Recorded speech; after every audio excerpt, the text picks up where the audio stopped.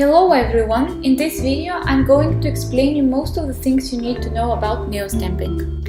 First, a list of the things you need.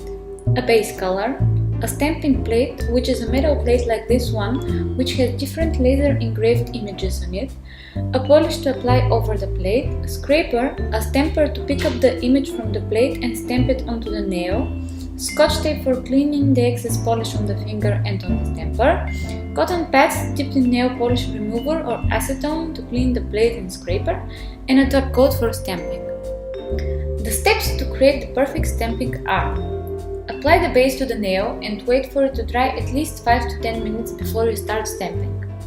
Clean the stamper with some tape and the plate and scraper with some nail polish remover. Before each use, your equipment should always be clean from water, polish and oil, otherwise you will not get good results. The next 4 steps require a little bit of practice, but most of all, they require that you do them quickly, otherwise you will not get good results. Take the stamping plate and apply some polish over the image that you desire. Scrape the excess polish at an angle of approximately 45 degrees so that only the polish in the engraving is left. Pick up the image with the stamper with a rolling motion like that and quickly transfer it onto the nail again with a rolling motion. Clean out the excess with some tape and some nail polish remover.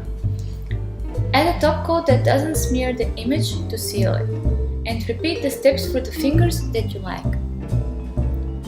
Types of plates. There are many plates with different images and I cannot cover all types, but there are several distinctions that I can make. If we consider the material, there are metal plates and plastic ones. If we consider the quality, there are brand plates and there are duplicates. Usually, the dupes are a little bit harder to work with since their engravings are not so deep as the brand ones, but if you practice, you can get good results even with the dupes. Types of stampers. There are many different types of stampers. If we consider the shape, there are round and rectangular stampers. If we consider the material of the head, there are the jelly and marshmallow stampers, which are softer in touch, and there are the silicone and rubber stampers, which are harder in touch. If we consider the transparency, there are the transparent and non-transparent stampers. They all get the work done. Which ones to use depends on your preferences. I personally use the clear jelly stamper most of the time because I am a beginner and I can directly see where I'm stamping through the hole, which gives me better results. Types of scrapers. Each stamper usually comes with a scraper. There are mainly 2 types of scrapers, plastic and metal.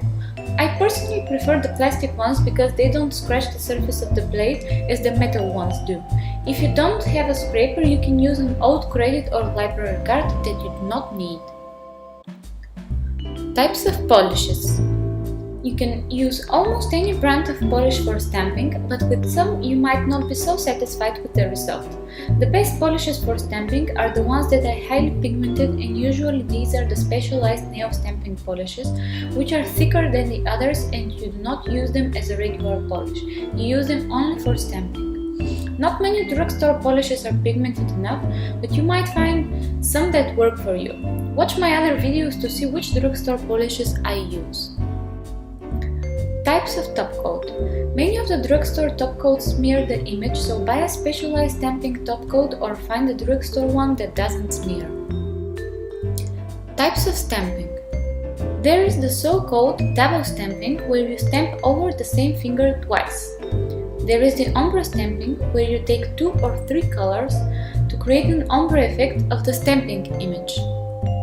There is the dotted stamping, where you take several colors and put small dots on the image to create a spotting effect. And there is the reverse stamping, where you pick up the image but don't stamp it right away. Instead, you take a small nail brush and fill in the lines as if you color a book. Then you put some top coat and let it dry. Once it's dry, you take the image and put it onto the nail as you finish the look by removing the excess with scissors, brush dip into acetone, nippers or whatever you're feeling comfortable with. That's all for this video. Of course, there is much more to say about stamping in details, but in 5 minutes I can only cover the basics. Thank you for watching, and if you enjoyed my video, share it and don't forget to subscribe.